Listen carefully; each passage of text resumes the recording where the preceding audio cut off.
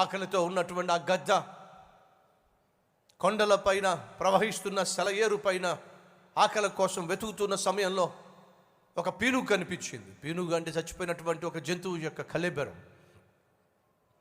పీనుగు కనిపించినప్పుడు అమాంతంగా గద్ద, ఆకలితో ఉన్న గద్ద వచ్చి ఆ పీనుగు మీద వాలింది.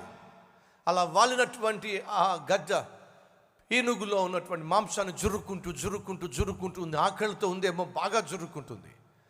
కానీ కొండల మధ్య ఉన్నటువంటి ఆ సెలయేరు అమాంతంగా కొండలపై నుంచి లోయలో పడిపోతున్నాయి నీళ్లు. సాధారణ దాన్ని మనం వాటర్ ఫాల్స్ అంటాం. అమాంతంగా కొండపై నుంచి, కొండల మధ్యలో నుంచి నీళ్లు లోయలో పడిపోతున్న దృశ్యం తన కళ్ళ ముందు కనిపిస్తూ ఉంది. అప్పుడు ఆ గద్ద అనుకుంది, ఒకవేళ నేను ఈ పీనుగునే ఇంకా అంటి పెట్టుకొని ఇంకా మాంసం జురుక్కునే ప్రయత్నం చేస్తే నా పని అయిపోతుంది. ఇక నేను జురుక్కున్నది చాలు, తిన్నది చాలు, ఇప్పుడు నన్ను నేను కాపాడుకోవాలి అని చెప్పి ఆ గద్ద 2 రెక్కలు చాపి అమాంతంగా పైకి లేచే ప్రయత్నం చేసింది. ఏమైందో తెలుసా మీకు? ఎప్పుడైతే ఆ గద్ద ఆకలితో ఉందో, ఖాళీ కడుపుతో ఉందో, పీనుగు మీద వాలినప్పుడు తేలిగ్గా ఉంది. కానీ తినడం మొదలుపెట్టినప్పుడు బరువు పెరిగిపోయింది. ఫలితంగా తన కాళ్ళు కాస్త ఆ పీనుగు యొక్క పేగుల్లో చిక్కుకుపోయినాయి. బరువు పెరిగేసరికి ఆ 2 పాదాలు, కాళ్ళు, గోళ్ళు పీనుగు పేగుల్లో చిక్కుకుపోయేసరికి బయటికి రావడం కష్టమైపోయింది.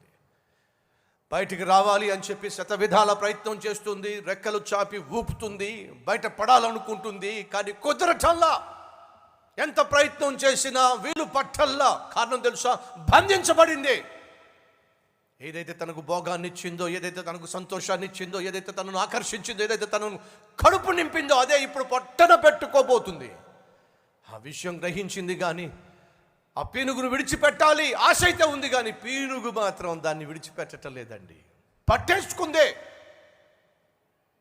ప్రయత్నం చేస్తూనే పీనుగుతో పాటు ఆ గద్ద కూడా అమాంతంగా నీళ్ళలో ఆ సెలయేరులో కొట్టుకుంటూ లోయలో పడిపోయింది. ప్రాణం పోగొట్టుకుంది. నేను చెప్తుంది అదే.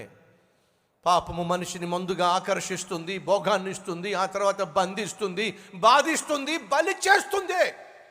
ఈరోజు ఈ మాట వింటున్న ప్రియ సహోదరుడా, సహోదరి, నీవు ఈరోజు ఏ పాపానికి ఆకర్షితమవుతున్నావో, ఏ స్నేహానికి ఆకర్షితమవుతున్నావో, ఏ కామ, క్రోధ, లోభ, మోహ, మద మత్సరములకు లోబడిపోతున్నావో, వాటిలో నుంచి నువ్వు బయటపడకపోతే నీ ఎదుట ప్రమాదము పొంచి ఉందే.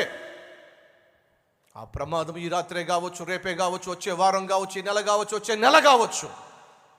నిన్ను ఏదైతే ఆకర్షించిందో, ఏదైతే నిన్ను దేవునికి దూరం చేసి నిన్ను బంధించి వేస్తుందో, ఆ పాపము నుండి, పాప బంధకాల్లో నుంచి ఈరోజు బయటపడవలసిందిగా ప్రభువు పేరట మనవి చేస్తున్నాను.